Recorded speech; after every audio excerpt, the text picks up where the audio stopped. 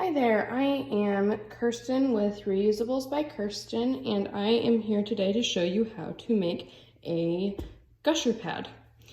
This one is the one we'll be making today will be almost identical to this one. It is a 10-inch Happy Hippos curvy mega flare in a heavy absorbency. I tag mine by colors, so blue is heavy. The slashes help to catch heavy flow and gushy flow and clots. So this is one that I sewed today. You can see it's still kind of flat, but once you wash them a few times, they will fluff up. This one has been washed probably 5 or 6 times. It is a 15-inch Nancy, 14 inches the top, 16 inches the back, 3-inch snap width, and it has the same slashes in it. This is an overnight weight, and this is a little bit older, maybe 6 or 7 month old 14-inch curvy mega flare overnight. You can see it frays a little bit, but like honestly not very much if you use OBV as your topper. I have done flannel as like the top layer, and it does fray and get kind of fuzzy and stuff, which some people really like. I don't particularly like it from a sensory standpoint, but I know some people find they like how fuzzy it gets and how quickly it absorbs. It all comes down to personal preference. So let's go over the materials that you will need. You will need your pattern. Today I'm sewing the 10-inch Happy Hippos curvy mega flare pattern. You will need scissors, both a large shear and a small one. You'll need your sewing machine and thread. I prefer to sew with a walking foot. You'll need a ruler. You can use any old ruler. I like the clear ruler because I find I can line things up more accurately, but whatever you prefer or have on hand. You'll need an iron. Mine is here plugged in. You'll need pins, a marker. I just use plain old Crayola washable markers, and they wash out on the wash just fine. And then this is not absolutely necessary, but it is really nice to have, especially when you're sewing a heavy or overnight pad. You'll need either a glue stick or a 505 or similar temporary adhesive. I prefer the glue stick when I am using a non-stretchy fabric, and if I'm attaching 2 fabrics together that are stretchy, then I will reach for my 505 spray. So fabrics that you will need a topper material. There's a ton of different options. I am using organic bamboo velour that I hand dyed using Dharma Textiles dye. You will need core material. I used flannel and sandwich in there because I've already adhesive this together, a layer of super heavy bamboo fleece. And then you will also need either flannel or muslin. I prefer flannel as a floating layer. I count this floating layer into my core's absorbency.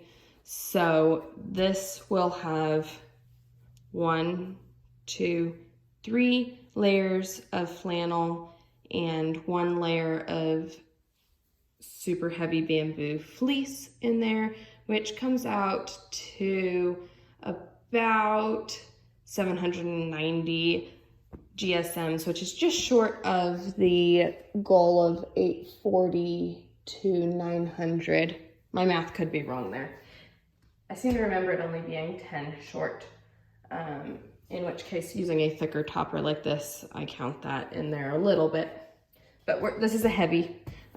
Keep in mind your floating layer and the core layer closest to the top will show through your slashes. As you can see here, I used white flannel. So we've got my OBV layer, and then I've got a white layer of flannel as my floating, and then you can see, let me see it better down here, I used some scrap thinner bamboo fleece as one of the core layers and thought it would be cute popping through, but I usually use flannel. I don't usually do the hand dyed on the inside, but I just had a small scrap piece that looked cute in there. Okay, so first what you want to do is you want to prep your core. So you're going to want to trace your core out onto fabric. When I use black fabric, I use silver Sharpie. It's cheap and it's easy and it works well, and because it's on the inside of the pad, you'll never see it. If I'm using white, then I just use the washable marker that I use for everything else. So we are going to be doing a floating core today. There's a few different methods, but we're going to do a floating core. So I already traced out my pattern. I have my core all ready to go. I iron between every step.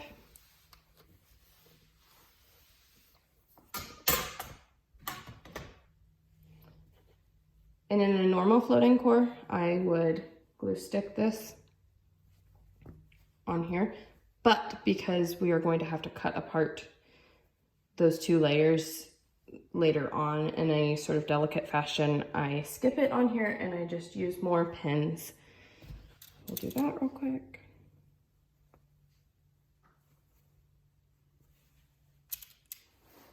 So you want to make sure you place your core face down, so the layer that you want to show between the slits.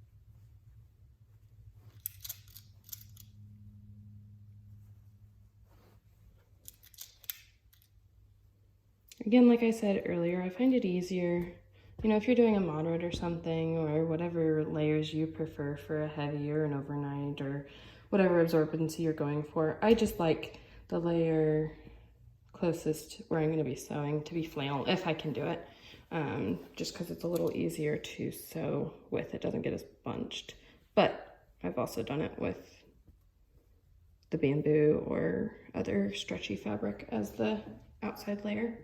Okay, hopefully I don't make y'all sick. I'm gonna bring it over to my sewing machine right here. Should have mentioned, this is my first time filming a video, so this may be a little rough. We'll see.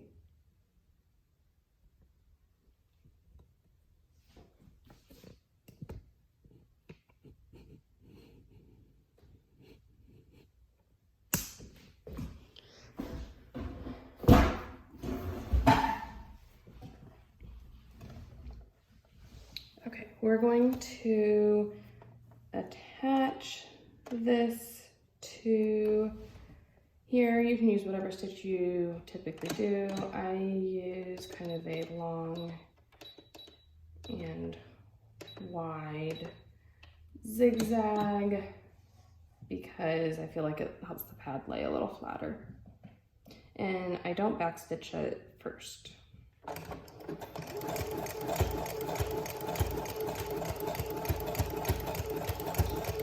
I just get as close to the edge of that core as I can.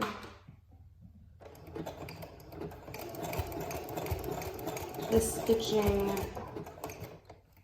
will not show, so it does not have to be 110% perfect.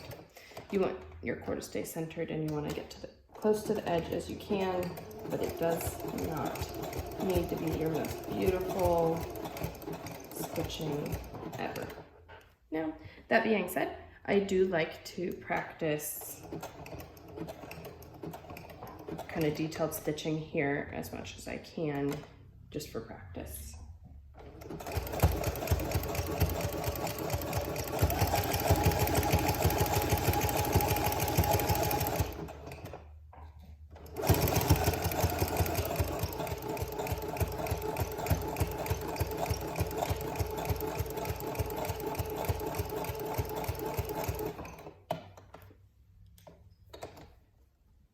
Make sure you're getting all your lace core in there.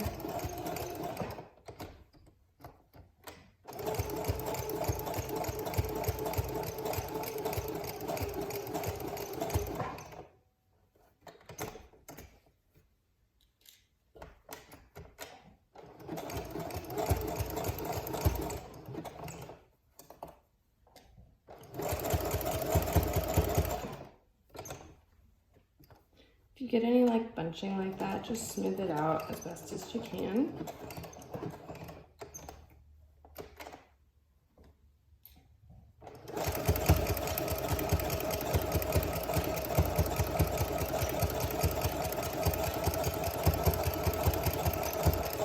Okay, once you come here, that's when I do backstitch. I kind of overlap my stitching and backstitch there. You can backstitch at the beginning too if you want to.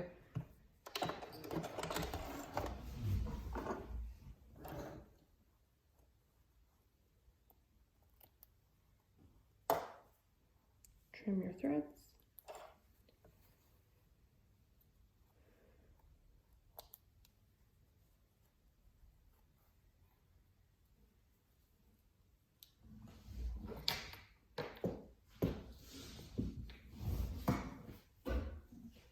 Okay, bring it all back over here with me.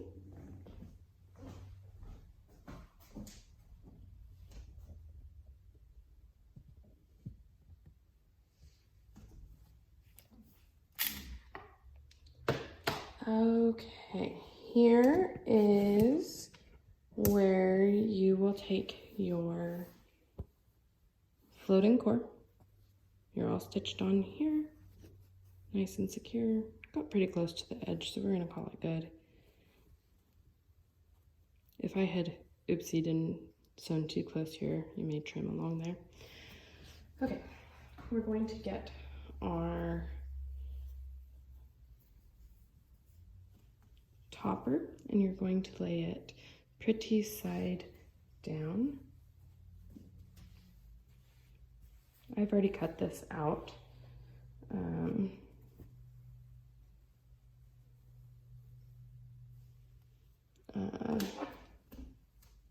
off that curly piece.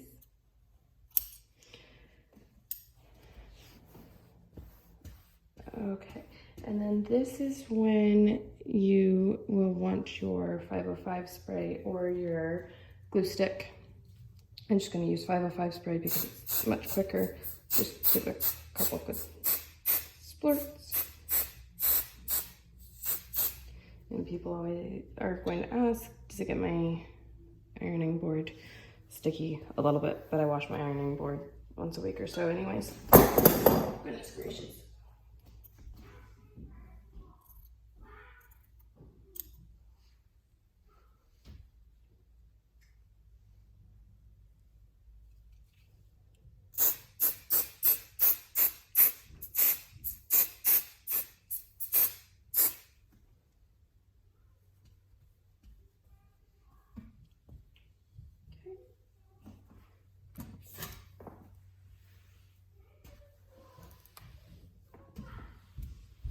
Okay, hold on just a second. Yes, you can change it. Use the remote, okay? You can do it. Remember, I told you I was filming a video. With the remote. I will come help you in a minute, but I am busy right now, okay? Okay? Shut the door, please.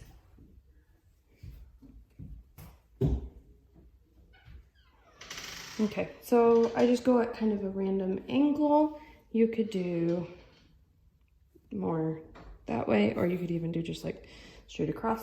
I find at an angle, because I can never keep it quite 100% straight across, I find an angle is a little more aesthetically pleasing. So draw your first line. So you see we've got our line there. So your first slash won't be up here, it'll be underneath your first line.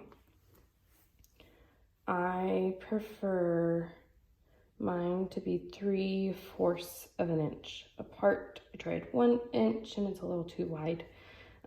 So I line, this is where the clear ruler is nice to have. And just mark all the way down using the last line as a guide.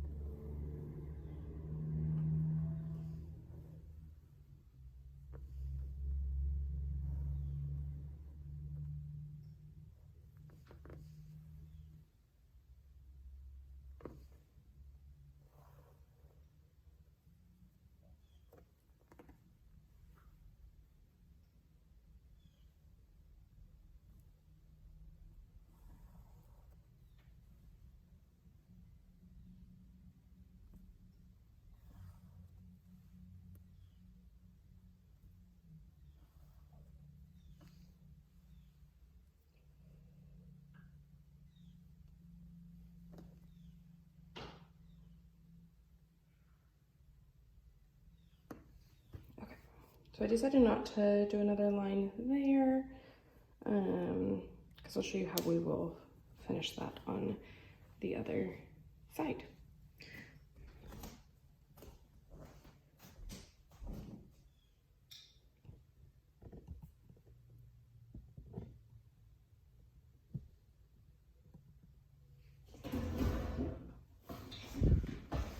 Sorry, this is so informal and maybe slightly unprofessional of a video. Like I said, my first video. Okay, so I am going to choose a straight stitch, and I always use 3.0 for top stitching when I use OBV. I find I can just get a prettier look with it. Okay. You can either back stitch here, or my preferred method is to pull the threads back. I feel like I just get a more secure feel and it looks better. So you're just gonna straight stitch along that line. Try to stay as straight as you can. This will show on your topper, but with all the slashes and stuff, don't be too worried. Okay. And then what some people will do is they will back stitch again here, but I just follow along the edge of the cord. I feel like this controls the slashes, makes them not as floppy. Well, not as floppy, but kind of keeps it all constructed well together. And it saves me a lot of time when I'm sewing several of these all at once, because I'm not lifting and cutting thread and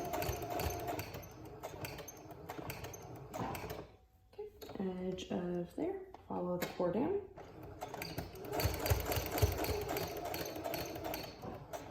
There we go.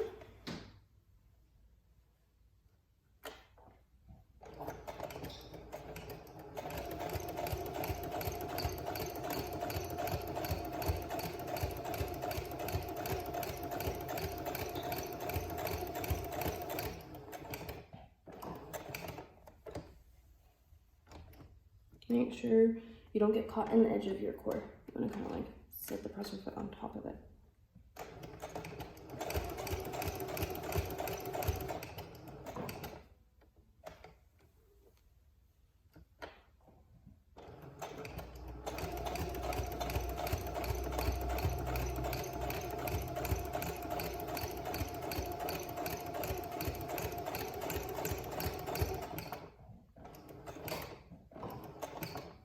go kind of slow when I get to the edge because I want to make sure I get to an ideal spot.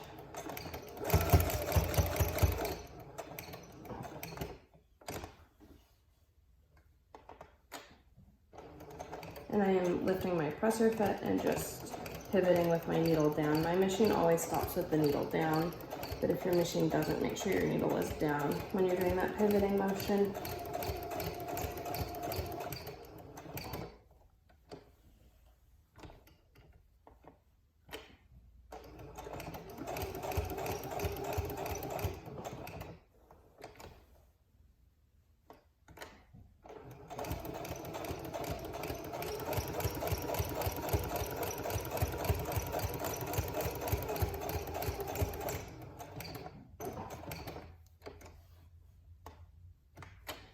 Okay, so now we are not where the core is straight, it curves, and I still just stay along the edge of the core, going along the curve.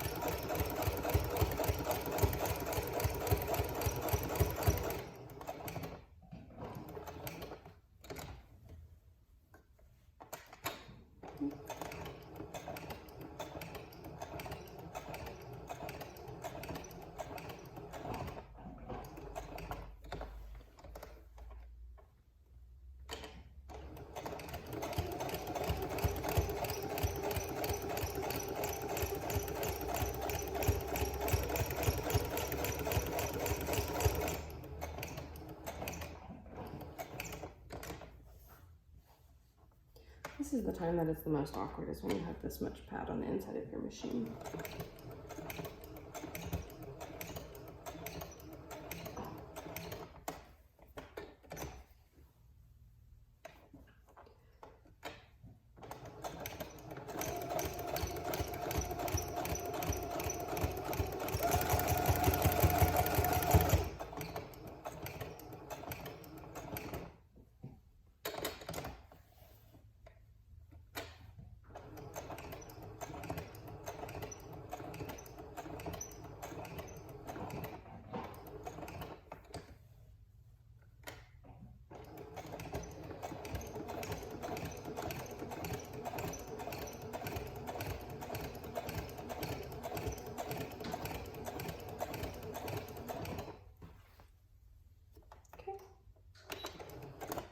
Lift my foot, pull it out,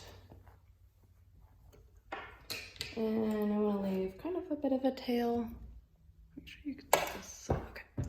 So now what I am doing, and this will be hard to see, I'll do another video on this sometime. I'm pulling my bobbin thread out, pulling it to the back. I do this when I top stitch and when I do a core that the core stitching, I can't remember what those are called, where the core stitching shows up front. I pull my stitching back to the back. And I do it on my top stitching and on these pads. I find it leaves a cleaner look on the front. So then we've got the one over here to do. Sorry if you can hear my stomach, we just had lunch.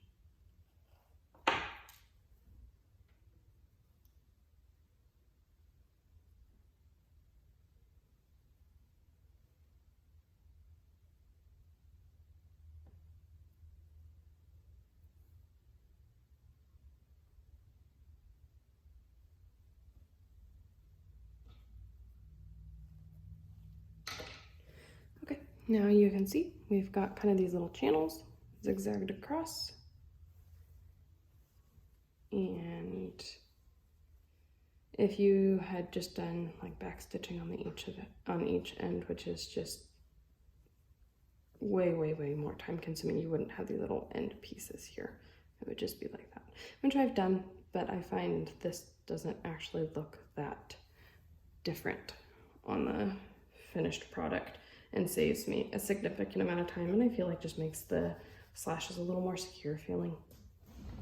Okay, now it is time to attach our gusher topper and core to our backer. So you will do right sides together, stitch around, then you'll turn and top stitch like you would on a normal pad, and I'll do a separate video on that. I'll come back when it is time to, for the last step, cutting our slashes. I'll be back.